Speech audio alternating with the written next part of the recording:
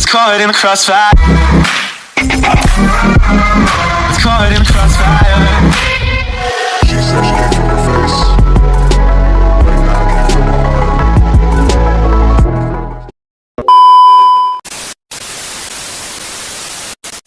Assalamualaikum warahmatullahi wabarakatuh. Halo semuanya, kembali lagi pada video kali ini. Di video kali ini kita memasuki bab ke-7, yaitu Internet Gateway. Nah, di bab ke-7 ini kita akan mempelajari tentang beberapa materi, yaitu ada yang pertama, pengenalan Internet Gateway, kedua, tahapan konfigurasi NAT, ketiga, konsep konfigurasi WAN, keempat, konfigurasi WAN dengan metode DHCP client, kelima, konfigurasi WAN dengan metode manual, keenam, konfigurasi LAN, ketujuh, konfigurasi NAT, ke-8, NATRIX, ke-9, perapihan konfigurasi, dan yang terakhir atau yang ke-10, ARP. Oke teman-teman, kita masuk materi pertama ya, yaitu pengenalan Internet Gateway. Jadi pada pembahasan kali ini kita akan mempelajari mengenai Internet Gateway. Untuk membantu menjelaskan pada materi kali ini, saya telah menyiapkan topologi yang akan kita gunakan nantinya. Yang mana di sini terdapat 5 PC dengan satu perangkat switch dengan vendor Cisco, dan juga terdapat perangkat mikrotik yang terhubung internet, dan goalsnya adalah agar router kita dapat terhubung ke internet yang mana nantinya sharing ke klien sehingga sekumpulan PC ini dapat mengakses internet. Nah, ini yang disebut dengan konsep Internet Gateway ya teman-teman. Oke teman-teman, di sini saya sudah berada di bagian Pinet Lab. Kemudian kita bisa langsung mengimplementasikannya dengan implement Pinet Lab kita. Di sini saya sudah memiliki perangkat mikrotik yang sudah tersambung ke internet.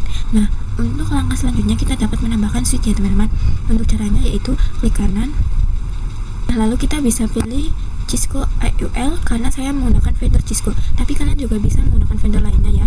Untuk mencari image lainnya, kalian juga dapat mengunjungi sebuah website yaitu LabHub, atau yang sudah saya taruh di deskripsi ya teman-teman. Sekarang kita ganti untuk namanya yaitu SW Strip Cisco, dan pada bagian icon kita ubah menjadi switch ya teman-teman. Kita klik di tombol pencarian, nah yang ini, lalu kita bisa select.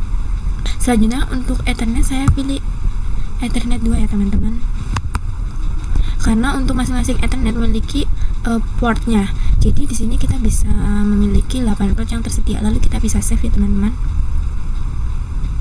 Nah, ini sudah.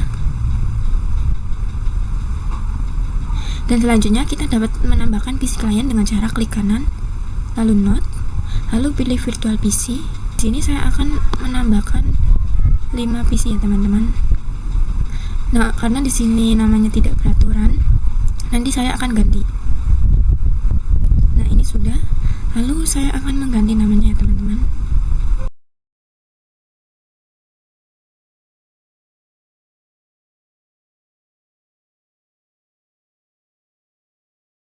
Nah, jika sudah diganti, kita bisa langsung menghubungkannya ya teman-teman.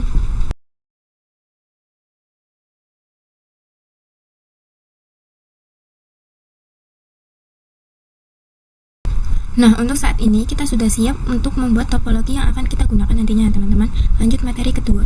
Materi kedua yaitu tahapan konfigurasi NAT. Nah, setelah memahami konsep dari Internet Gateway, selanjutnya kita juga perlu memahami tahapan-tahapan yang dilakukan dalam konfigurasi Internet Gateway. Jadi, untuk tahapan yang pertama adalah konfigurasi WAN, yaitu koneksi antar router ke ISP kita.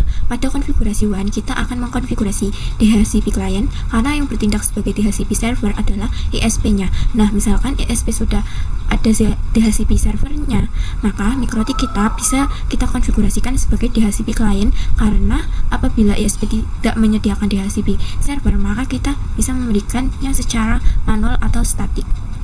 Selanjutnya ada konfigurasi LAN ya teman-teman.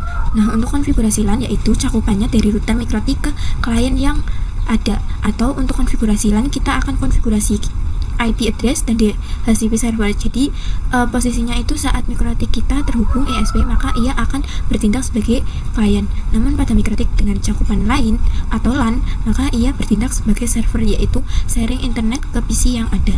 Untuk konfigurasi yang terakhir atau ketiga yaitu konfigurasi NAT, yaitu untuk mentranslate IP address privat menjadi public. Jadi untuk membangun sebuah jaringan lokal, semua PC yang ada menggunakan IP privat, sedangkan syarat terhubung internet yaitu menggunakan IP public. Maka saat PC tersebut ingin mengakses internet, ia akan melalui router yang bertugas untuk menerjemahkan IP dan untuk mengkonfigurasi NAT. Kita akan melakukan pemilihan chain, out, interface, dan juga action.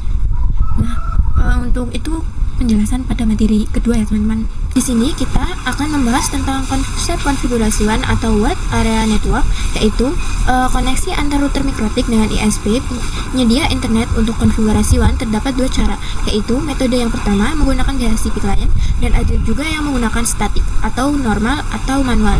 Dan juga untuk perbedaan dari keduanya, jika kita menggunakan konfigurasi WAN dengan area DHCP client, itu apabila cakupan networknya menyediakan DHCP server sehingga mikrotik dikonfigurasikan dengan DHCP client, maka dia akan mendapatkan IP address secara otomatis. Sedangkan jika ISP tidak menyediakan DHCP server, maka IP tersebut perlu dikonfigurasikan secara statik atau manual ya teman-teman. Nah, masuk materi keempat, yaitu konfigurasi WAN dengan metode DHCP client. Nah, untuk membahas materi keempat, kita bisa ke bagian Pinet Lab ya teman-teman. Nah, di sini untuk konfigurasi WAN-nya nantinya kita akan melakukan dengan CLI dan juga Winbox. Oke, langsung saja kita bisa praktekkan ya teman-teman. Kita bisa nyalakan dulu router mikrotiknya, lalu bisa pergi ke terminal ya teman-teman. Nah, di sini saya sudah login ya teman-teman. Kita berikan admin, lalu passwordnya kita lewati saja. Nantinya kita akan melakukan konfigurasi menggunakan DHCP client. Secara default kita sudah mendapatkan IP DHCP client. Maka jika kita cek menggunakan IP DHCP dengan komen IP DHCP print, dan perhatikan ini adalah IP DHCP milik kita. Lalu bagaimana jika mikrotik kita belum terkonfigurasi DHCP client dan ISP menjadi DHCP server? Maka di sini kita bisa melakukan penghapusan IP DHCP client ya teman-teman. Caranya yaitu kita memberikan perintah IP dan kita enter. Oke, di sini karena tadi nomornya 0, jadi kita berikan perintah remove number 0, lalu enter dan print. Nah, di sini IP-nya sudah terhapus. Kita bisa kembali ke manualnya ya teman-teman. Jika kita coba cek ke interface mikrotik kita dengan komen yaitu interface print, lalu enter. Dan perhatikan di sini kita tidak memiliki interface-nya teman-teman. Lalu kita bisa konfigurasikan IP DHCP kliennya melalui CLA. Kita masukkan perintah yaitu IP DHCP add interface ether 1 disable no, lalu enter saja. Kita sudah bisa ya teman-teman. Kemudian kita bisa perhatikan di sini mendapatkan primary gateway DNS dan juga IP address-nya. Nah, untuk yang berbasis GUI kita konfigurasikan menggunakan Winbox ya teman-teman. Nah, di sini saya sudah berada di Winbox. Kita connect. Untuk menu DHCP client terdapat pada menu IP ya teman-teman. Lalu kita klik DHCP client. Di sini terdapat IP DHCP client yang kita dapat dari konfigurasi secara CLI tadi. Untuk konfigurasi dengan Winbox yang pertama, kita hapus IP-nya terlebih dahulu dengan cara klik tanda kurang di ini. Nah, sudah. Kemudian kita klik tanda add atau tanda plus. Lalu untuk bagian ethernya saya menggunakan ether 1. Dan jangan lupa untuk DNS dan NTP-nya kita silang. Lalu kita klik apply. Dan kita lihat di bagian status. Maka di sini kita mendapatkan primary gateway, DNS dan juga addressnya ya teman-teman. Lalu kita klik OK. Masuk materi kelima yaitu konfigurasi WAN dengan metode manual. Seperti sebelumnya, kita akan menghapus IP addressnya. Caranya kita akan masuk terlebih dahulu ke IP DHCP client.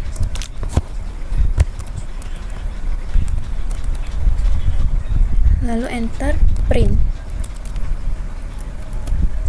Di sini IP-nya berada di nomor 0. Jadi kita ketik remove nomor 0 lalu enter dan print. Nah, ini IP-nya sudah tidak ada ya teman-teman. Dan di sini kita cek IP gateway-nya ataupun TLS-nya dengan komen yaitu IP route print. Lalu di sini kita cek IP DNS-nya teman-teman, yaitu IP DNS print. Bentar. Dan di sini gateway-nya sudah tidak ada ya. Yang akan kita konfigurasikan adalah IP gateway, DNS dan juga DHCP client. Langsung saja kita konfigurasikan pada terminal. Di sini kita akan konfigurasikan IP address-nya terlebih dahulu dengan komen yaitu IP address print. Maka di sini terisi ya IP-nya.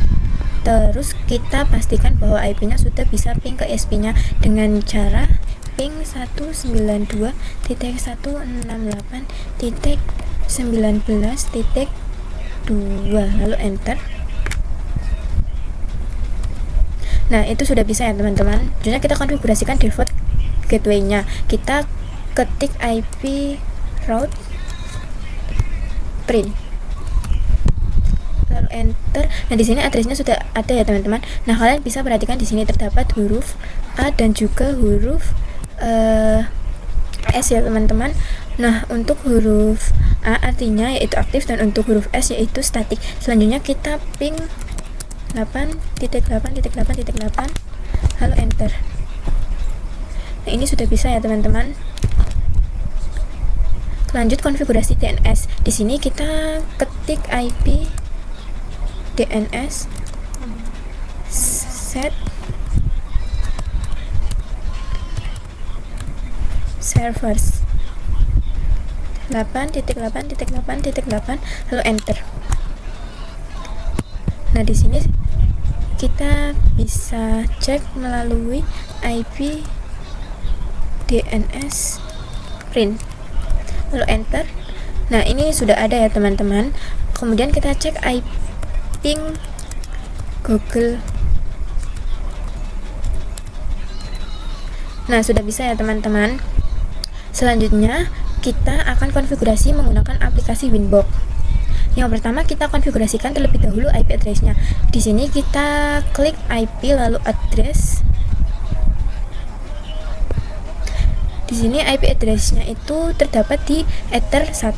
Nah, kita hapus terlebih dahulu. Nah, sudah dihapus.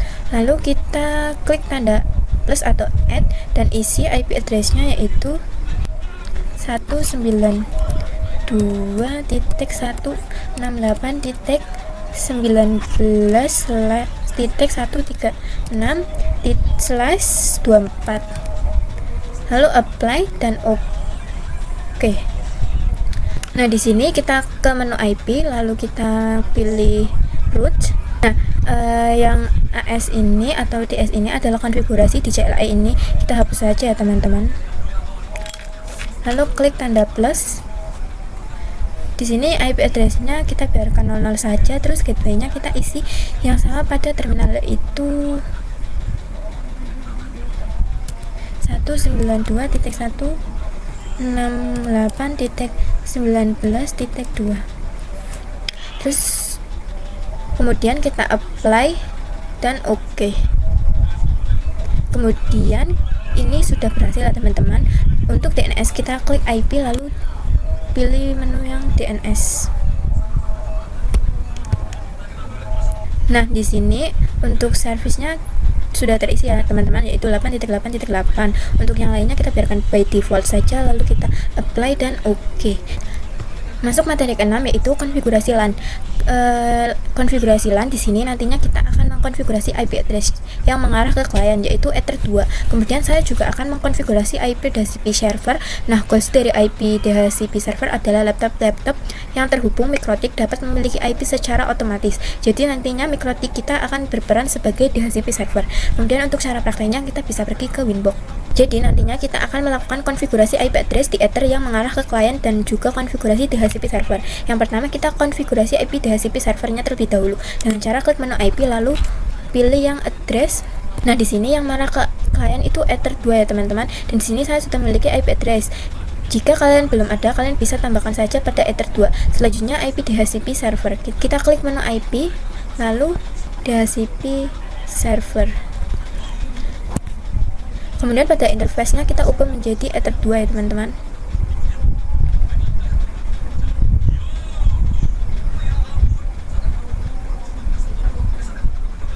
Lalu kita klik next, dan untuk DHCP address-nya kita pastikan gateway-nya sudah Ether 2, lalu kita next. Selanjutnya untuk address-nya kita gunakan client. Kita next dan oke. Lalu kita pergi ke Pinet Lab-nya lagi ya teman. Selanjutnya kita bisa melakukan pengujian kliennya yaitu pada Pinet Lab. Di sini saya nyalakan switch dan PC-nya terlebih dahulu. Jika sudah, kita buka terminal kelima PC tersebut.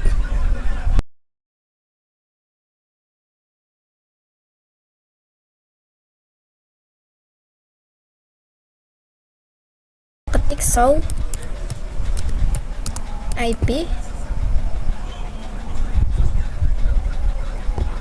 enter. Di sini masih kosong ya teman-teman. Nah, untuk bisa menampilkan IP secara DHCP, kita bisa ketik IP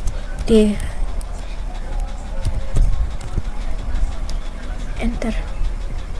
Nantinya di sini akan muncul notif Dora yang mana dia melakukan request dan nantinya akan menampilkan output. Dan di sini saya sudah berhasil mendapatkan IP DHCP-nya ya teman-teman. Selanjutnya kita lakukan hal yang sama pada PC yang lainnya.